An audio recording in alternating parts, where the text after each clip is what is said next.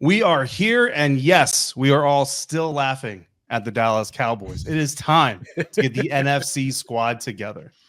You are talking ball with the NFC squad. From the Cowboys to the Packers, the Falcons to the 49ers, and everyone else around the NFC, it's the local experts of the Locked On Podcast Network bringing you scoops, breakdowns, and the most comprehensive preview of the upcoming weekend for hard-hitting NFC football with our harder-hitting takes. Buckle up, it's the NFC squad, and we have a seat for you. No hurt feelings allowed. Squad up. You're part of the NFC squad. And welcome into this week's edition of your NFC squad. Second time we've gotten back to do this. I don't know how many times I'm going to count it, but right now I'm going to count it up to at least number 2. So sit back, grab your favorite beverage or snack, and join us as we have some good old-fashioned trash talk. We get you ready for another wild week across the NFC. It's already been a wild week across the NFC, and we're just getting this thing started. Today's NFC squad episode is brought to you by Prize Picks. And you can go to prizepicks.com/lockedonnfl. Use the code all lowercase LOCKEDONNFL to get $50 instantly when you play $5. We are going to go around the room here. We got Locked On Eagles host Louis DiBiase and Gino Camilleri coming through representing the program. James Jaro from Locked On Bucks, Ross Jackson from Locked On Saints, Aaron Freeman from Locked On Falcons. So almost the entire NFC South. And we've got Landon McCool bravely coming in here.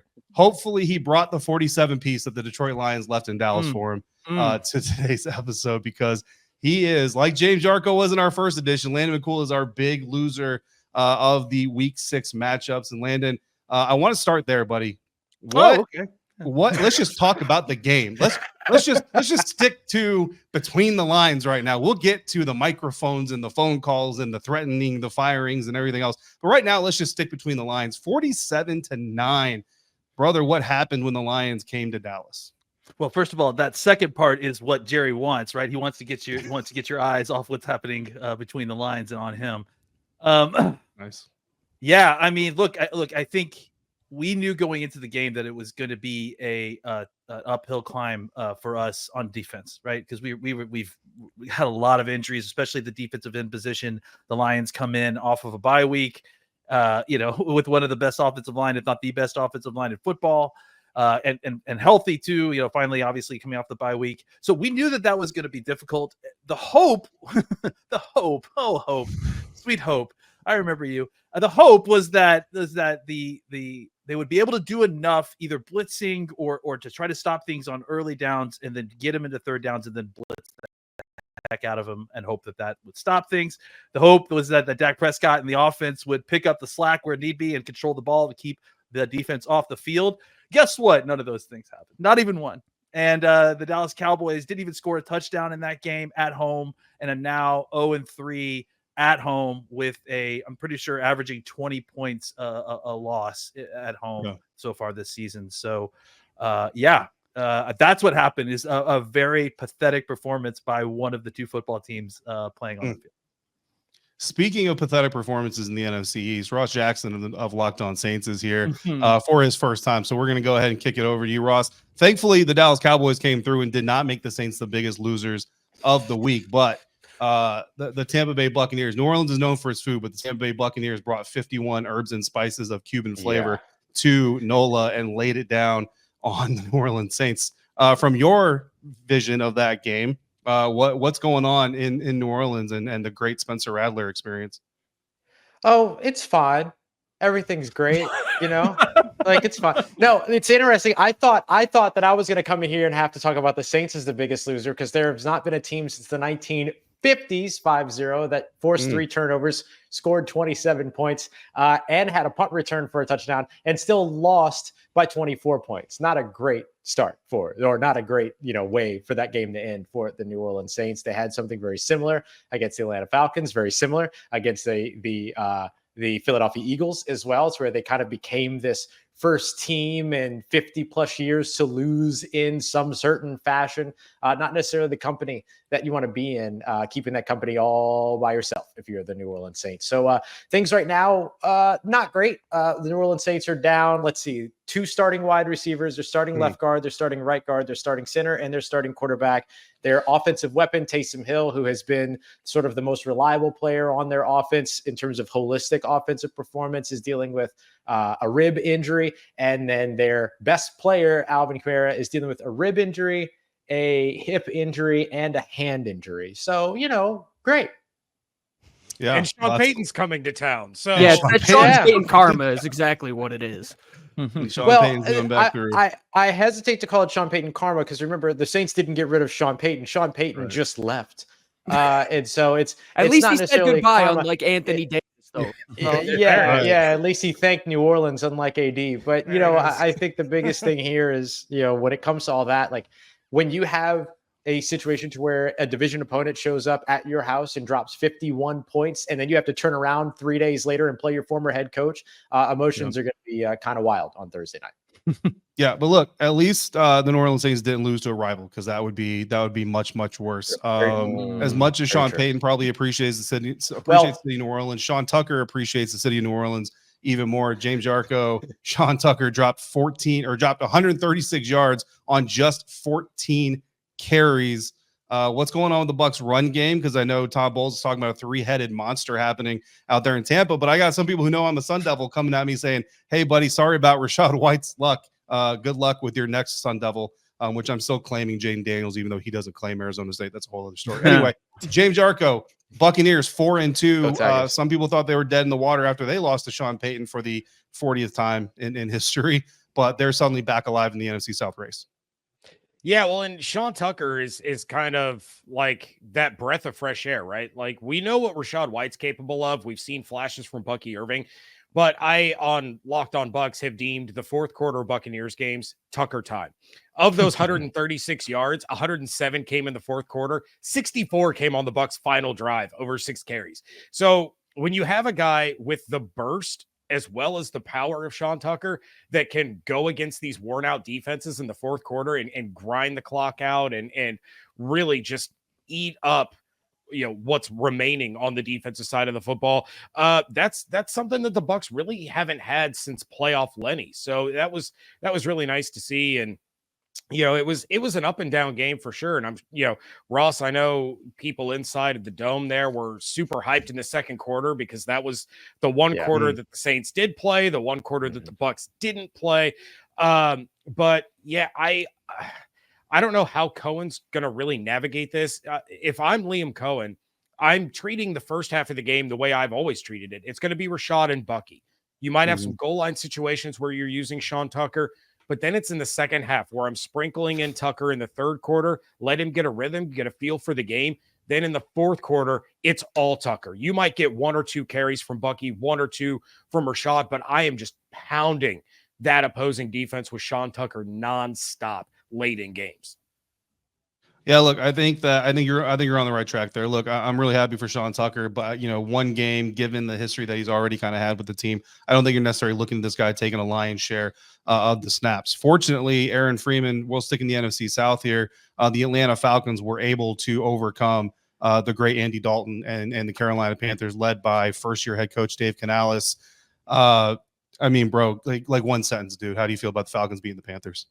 Huge win. We beat Andy Dalton for the first time in Falcons history. So, absolutely. That's great Falcons analysis from Aaron Freeman on that game. That's all we need to talk about with anything involving the Carolina Panthers. Louis DiBiase, Gino Camilleri, the Eagles won, but they definitely lost, guys. Doesn't feel like I don't know which one wants to talk here, but a 4-point win over the Cleveland Browns has got to sting a little bit. Louis, you got it. Yeah, I mean, the only thing that Nick Sirianni changed during the bye week was his haircut. The guy's having a full-on Britney Spears moment, and I mean, the guy has the situational awareness of a rock. He's yelling at fans, and I know he brings his kids up during the press conferences, but to do that right after the game just feels like just the worst timing. The third and one play call in the second half, it doesn't feel like a win. I don't know, Gino, if you can agree with that, but I mean, Nick looks like he's absolutely losing it. I mean, the wheels are falling off.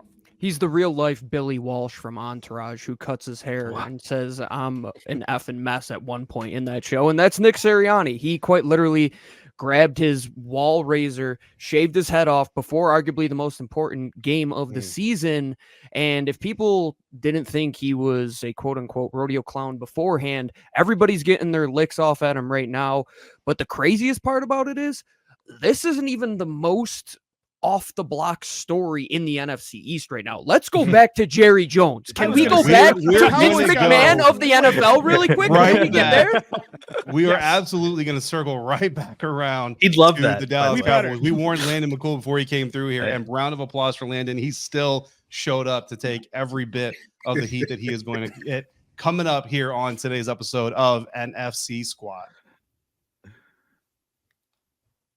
And we are doing this thanks to our great friends over at Arena. And for most of us that like collecting cards, the idea of spending $2,000 or more on a Luka, Ellie, or Patrick Mahomes rookie card just isn't in the cards, pun intended, and very much well intended. I love collecting, but that's some serious money to drop on cards, almost as much money to drop on maybe seeing Nick Sirianni curse you out after a big win over the Cleveland Browns. Thanks to slab packs, though, from arenaclub.com. Now it's possible to score gem mints for a fraction of their retail price. Every card that I listed was hit from last week's Arena Club slab pack drop. Arena Club is the only repack that provides real value, a complete view of all possible cards, and clear hit rates for each one. Arena Club slab packs are revolutionizing the repack game with transparency. Right now, you can get 10% off your first slab pack or card purchase by going to arenaclub.com/lockedonnfl and use the code LOCKEDONNFL. That's all one word. That's arenaclub.com/lockedonnfl. Code LOCKEDONNFL for 10% off your first purchase. And we're also bringing this NFC Squad to you thanks to our friends at Game Time. And Game Time has a cool feature called Game Time Picks. Game Time Picks makes getting tickets to your favorite live events even easier, and sometimes it helps you find new live events that maybe you wouldn't have found on your own. Game Time Picks filters out the fluff to show you only the best incredible deals on great seats, so you don't have to waste your time searching through thousands of tickets. Curated deals make it easier to find the best price on the greatest seats. My Game Time Picks right now in the DC area feature tickets to see Nick Sirianni visit the Washington Commanders. Can't wait. In December for $137. All-in pricing. You toggle on the all-in pricing on the app, and you'll get all your prices up front with no surprise fees at checkout. So take the guesswork out of buying concert tickets with Game Time. Get your game tickets, get your live event tickets, go to the Game Time app, create your account, use the code LOCKEDONNFL for $20 off your first purchase. Terms apply. Again, create your account, redeem the code LOCKEDONNFL for $20 off. Download Game Time today. What time is it? Game Time. And welcome back into this week's version of NFL Squad. It is Landon McCool takes all the heat day here in our NFC episode. And Landon, if losing to the Detroit Lions, not because it's the Detroit Lions, but because of the way, of course, that loss happened. Of course, we all are sending our well wishes out to Aiden Hutchinson of the Detroit Lions, hoping that he gets to fully back to his NFL career when the time comes. But Landon, Jerry Jones, never one to not be entertaining. Just showing up to the NFL scouting combine is like just seeing how Jerry shows up to the scouting combine every year is just one of my favorite things. So he definitely draws a crowd, definitely draws a lot of attention. And now he's definitely calling, not directly, but hinting at calling for the jobs of radio hosts. For those who have not caught up with all the things going on in Jerry's world, let everybody know what the latest, greatest comings and goings are during the Dallas Cowboys bye week. Sure. Yeah. So every week, Jerry has a call-in segment at 105.3 The Fan, which is the local flagship station for the Dallas Cowboys. Jerry doesn't own the station, but I'll just say that they probably wouldn't have a broadcast license if they weren't the official broadcast. Boo! Boo! 2 weeks in a row. Aaron Rodgers light is what he is. Everybody, please welcome Peter Bukowski, host of Locked On Packers. Listen, Mike Williams ran the wrong route, and somehow Peter's going to blame David and get him fired, just like Aaron Rodgers. Jerry's on the line. Can we trade for? Get out of here. Can we trade for Tony Wiggins on this show? What's the deal? Can we do that? No. As I was saying before rudely interrupted, Jerry, I don't even want to finish my sentence. Jerry has a weekly segment on 105.3, and he called in and he definitely got some pushback. I mean, for valid, very good reasons. And listen, Jerry has been doing this on this station and a previous station for 20 years. Like I've heard this call, like, almost weekly during the season for as long as I can remember. And this was without a doubt. I mean, think about all the things the Cowboys have seen in the last 20 years. Think about all the things. And this is the first time I've ever seen Jerry like this before. He basically took umbrage, as he would say, with the tone that the question asker was taking and pushed back. And there were things you could have done in this offseason that, why didn't you kind of make any changes in the offseason to kind of address these issues? And Jerry basically kind of wham, like, I have the Super Bowl, and 30 years ago, and that's enough that you guys shouldn't be questioning me. And if you should be questioning me, you should be going with me to this owners meeting flight that I'm on. And basically he, I mean, you can ask a couple of different people and they probably will all tell you different things. He either threatened the job of the question asker or threatened to replace who was asking him the questions on the station. And I brought up the other point earlier to say that, yes, Jerry Jones does not own this station, but if Jerry Jones wanted to get these guys, and I know these guys, if he wanted to get these guys, off the air or off from questioning him or potentially fired, I don't think that would be difficult for him. So it seemed like a pretty realistic threat to me. It was pathetic. It was embarrassing as a Cowboys fan to watch. But at the same time, after I heard it, after I kind of dealt with how I felt about it, I realized that I had fallen for the banana in the tailpipe again with Jerry Jones. And this was all designed by him. This is what he does, is that when his team isn't doing what everyone thinks they should be doing, he distracts everybody in the national and the local media by getting on and talking about a glory hole or talking about,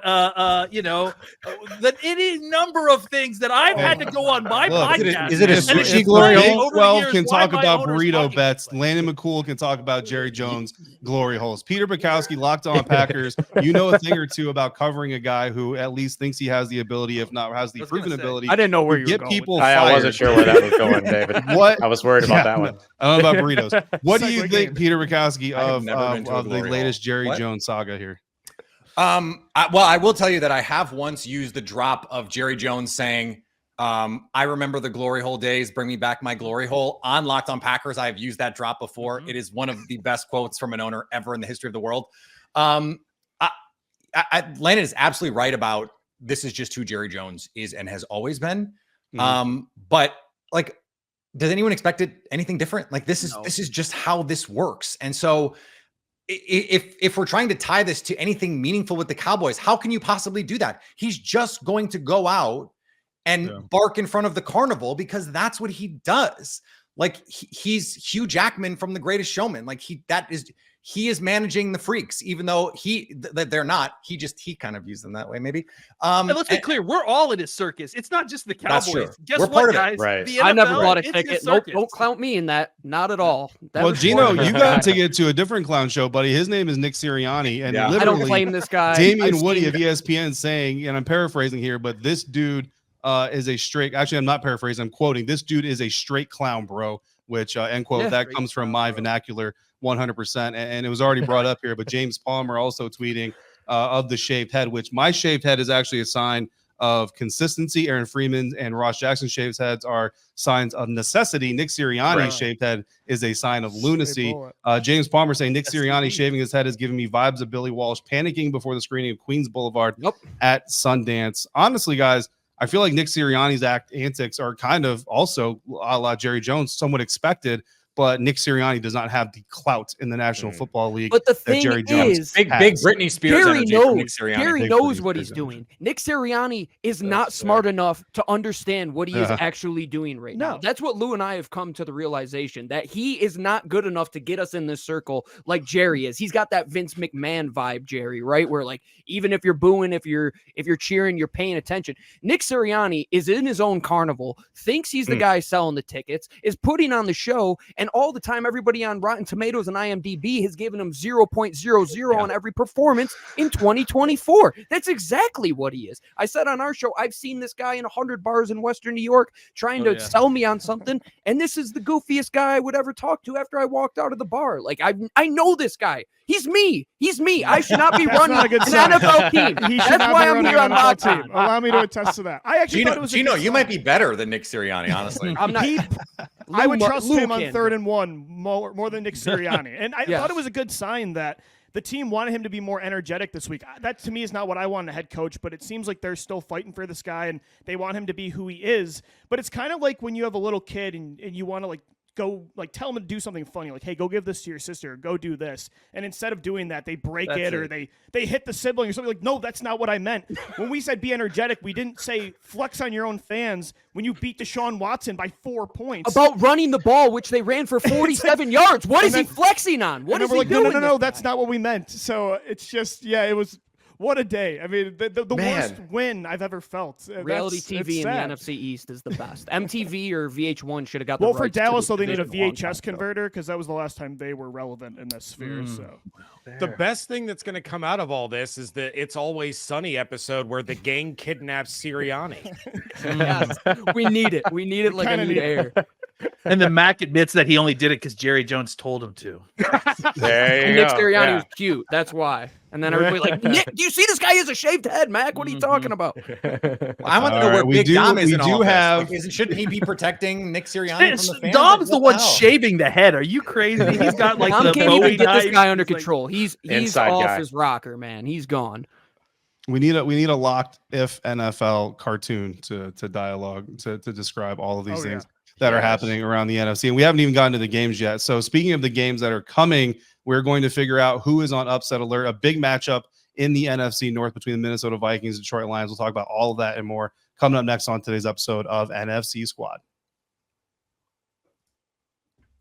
And we're doing that thanks to our buddies, our good friends over at FanDuel, part of our squad. NFL fans, you can make them part of your squad this season. Get big returns from FanDuel, America's #1 sportsbook. And when you get a hunch in the middle of a game, when you're watching the New Orleans Saints drop 27 points on the Buccaneers in the second quarter, but you're like, you know what? This isn't the same old Saints and Bucks. The Bucks are going to pull this thing out. You can go to FanDuel. You can check out the latest stats, the play-by-play, all the information you need. And then if you want to make an in-game bet, you can make that with confidence thanks to America's #1 sportsbook, FanDuel, because they're giving you all that information. And this week, the big division matchup to watch across the NFC, the Detroit Lions facing the Minnesota Vikings. They're going to have to do it without Aiden Hutchinson, but the Minnesota Vikings are still only favored to win by 2.5 points. Can the Detroit Lions overcome that spread and get a big NFC North win? If you think they can, or if you think they can't, go ahead, make your bet. And if it's your first $5 bet, you're going to get $200 in bonus bets guaranteed, no matter what happens with that wager. So again, take advantage of that great opportunity with FanDuel. Go to FanDuel.com and download America's #1 sportsbook. Wrapping up today's episode of NFC Squads. And like I said, we are going to get to that big battle in the NFC North. But I actually want to kick things over to James Jaro real quick. I feel like we need to. The Buccaneers, the lien holders on the link after shutting down the old Eagles home and opening the current Eagles home. So I'm going to let you kick this off, James. This week, the Buccaneers are underdogs, 3.5 point underdogs against the Baltimore Ravens. I got to watch the Baltimore Ravens this last weekend, James. I'm going to tell you right now, they look pretty good. They look like they pretty much know what they're trying to do. Defense is still a little suspect, though. Do you think the Buccaneers can get that overcome that spread and get a win at home this week on Monday night? I think they're fully capable. I think they showed that, they're capable of going toe-to-toe with anyone in the NFL, at least offensively. The question is, what defense is going to show up? Usually when the Bucs would face Derrick Henry, it was like, oh, well, who cares? The Bucs have one of the best run defenses in the NFL, but this is not Will Levis or Ryan Tannehill who's playing quarterback with Derrick Henry being, the entire offense, and the Bucs run defense has not been great. So this is going to be a really interesting matchup. Lamar has gotten the better of the Bucs numerous times, but at the same time, emotion is going to play into this. And this is the Bucs return home after Hurricane Milton hits and playing in front of those fans. I think they already said last week against the Saints, they were playing for something bigger. They were playing for something more than themselves. It was more than just a game.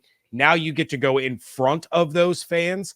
And I think it's really going to help elevate their game. I don't know if it'll be enough to get a win, but I don't think anyone should be surprised if the Bucs end up winning on Monday night. Can I? Yeah. I hate go for it. to like derail this, but it just made me think. And I know the stakes are not the same. I know the impact is not the same, but it made me think of that first game at the Superdome after Hurricane Katrina, and I'll never ever forget Mike Tirico on the call, that game, and how it so clearly impacted those guys.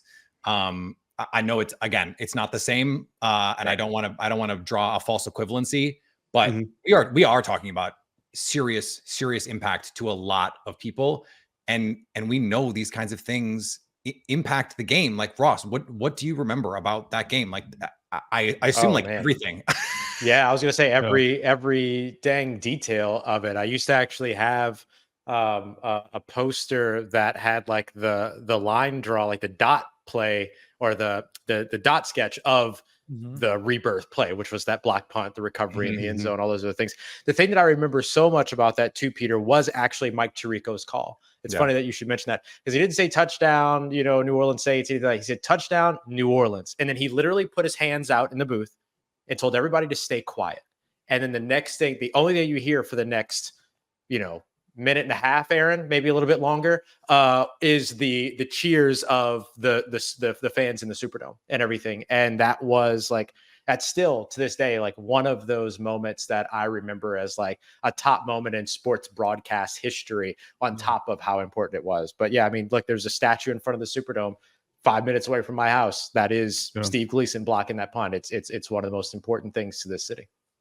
Yeah, like you guys said, I mean, it's one of those moments that transcends the game, right? It's part of the game. It's forever woven into the fabric of the game, but it certainly transcends the game indeed. So great moments there. And this is going to be the Buccaneers' first home game, returning, and we'll see what all that brings with it. Unfortunately, Lamar Jackson definitely looking to ruin that homecoming.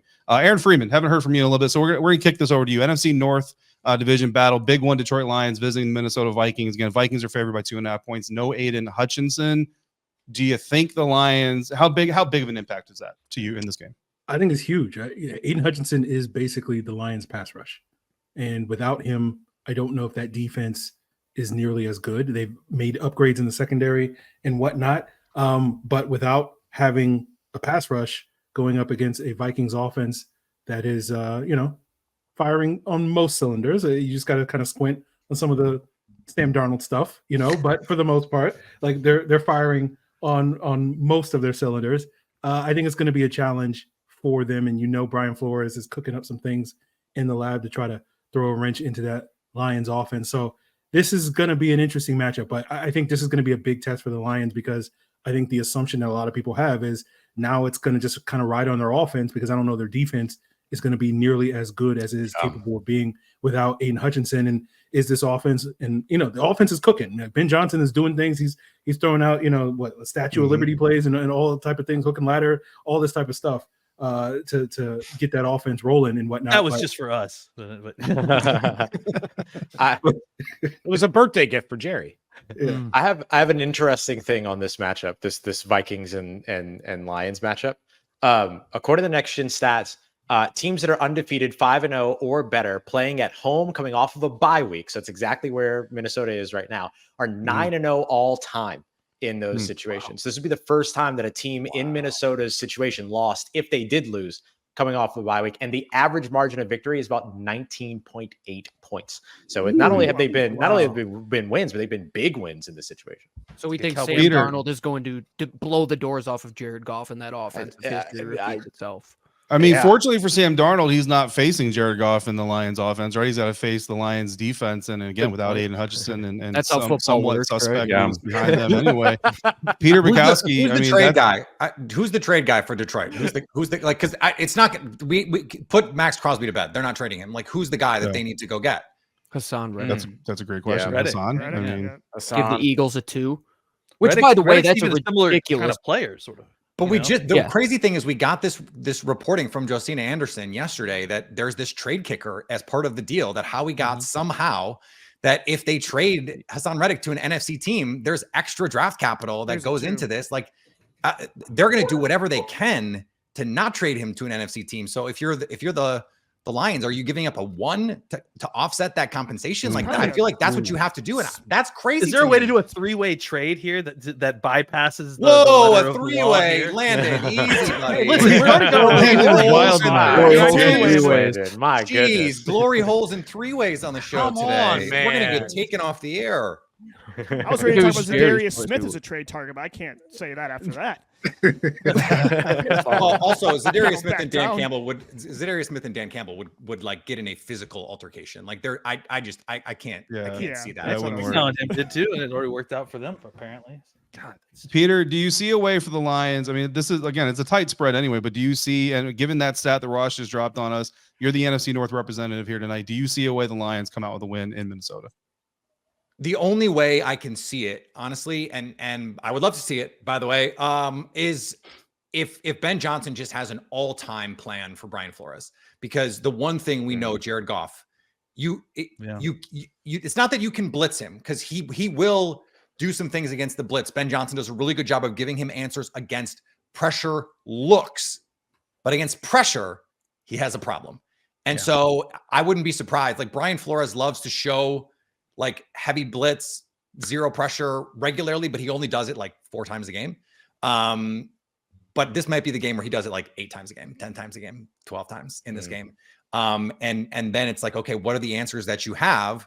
And generally speaking, the guys that handle zero pressure well are the guys that can move, because you have to be able to get off your spot and create something a little bit off platform. And Jared Goff just can't do that. So I don't know. We'll see. I'm not optimistic for the Lions, honestly. And that defense, they're going to have to blitz the daylights out of Sam Darnold. The only other path I can see is like, if this is one of those games where Aaron Glenn is like, this is my head coach resume reel. And here's every designer blitz I can think of. Sam Darnold throws 2 interceptions, and one of them you return for a touchdown and you win some like 17-14 kind of game. I think that's crazy. Like Sam Darnold looked like he was turning back into a pumpkin last week. What was the Aaron didn't? Oh no, there was the Kirktober.